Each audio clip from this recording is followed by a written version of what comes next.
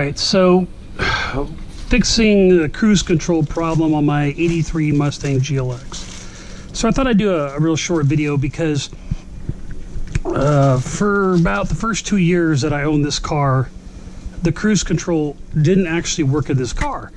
And if you get into a lot of older cars, they don't work anyways. But basically, if you have a 79 through 83 Mustang, this applies, Foxbody.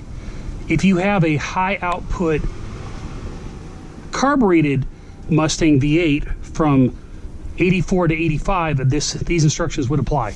Now, as soon as the 84 came along, they started putting EFI and CFI on their engines. So the cruise control moves from this vacuum system setup to more of a modern type setup, versus this car still got the old traditional vacuum setup.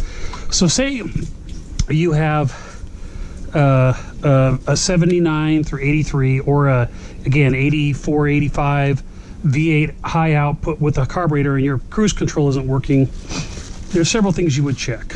Now, the first thing is these are the switches, and the reason I have all these spare parts is I've owned, in my not only owning several Mustangs, but these older cars are harder than crap to get parts. It's much easier to get parts from an 87 through a 93 Mustang than these. So anytime I see these on eBay, I buy them. And let's be honest, when I was troubleshooting originally, I bought this stuff. I tried hooking it up, see if it would solve my problems, whatever. These are very primitive on and off switches, and the only time I've heard of people saying these things stop working is usually they fall apart. It's just a very simple switch, as you can see. And to change this out, you'd have to pull the steering wheel. But these are just the cruise control switches. The next part on the chain is what they call the amplifier, the cruise control amplifier. Now, this is actually mounted above your throttle cable, and it's next to the electric fan module, if you have an electric fan. But this here is just an amplifier, they call it. It's not a computer, they just call it an amplifier. Basically, these are not known to go bad. They're very simplistic. Again, when I was troubleshooting my car, I bought one of these, and it wasn't my problem. So I have a spare one of these too. I didn't want to send it back because I wanted to have it because I know it's good. But this is the amplifier. Again, it's inside the car right above the gas pedal. The next thing, and I'll show a picture of, is on your throttle cable, there is a different adapter on cars with cruise control. When the throttle cable goes into the transmission, there's a module that actually sends pulses back to the car, to the amplifier. And if you don't have a car that doesn't have it, your throttle cable just goes directly into the transmission. So when you buy a throttle cable, there's a different throttle cable if you have cruise control and if you don't. But anyways, that module just sends pulses. It's interesting because this car, technically with those pulses being sent, you should be able to have a non-cable, traditional cable, a speedometer cable. But again, I don't know why they didn't convert it, maybe because they didn't want to make different cars.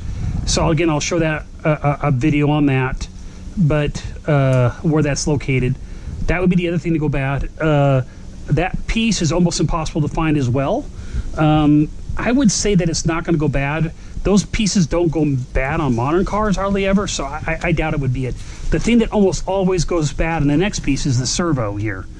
Now, the servo, the first thing you'll notice is that it's connected to a vacuum directly off the back of the manifold. So if this was leaking air, it would affect and keep this from working. So on this car, I've replaced this before. Originally, this was what was wrong on my car.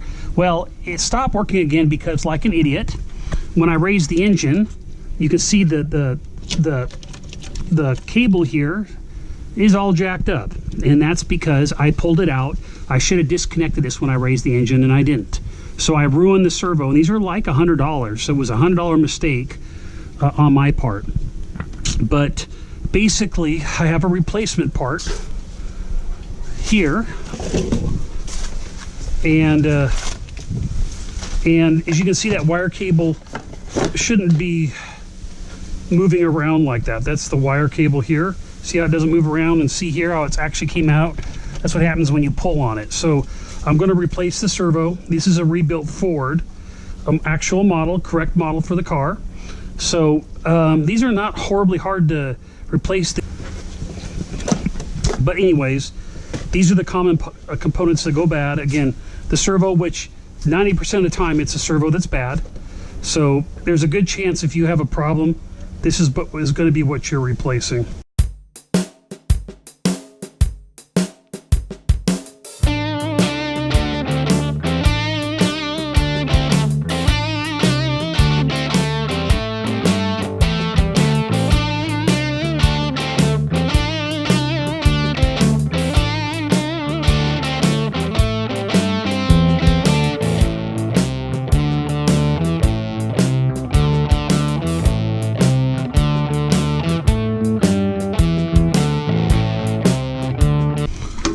So as you can see,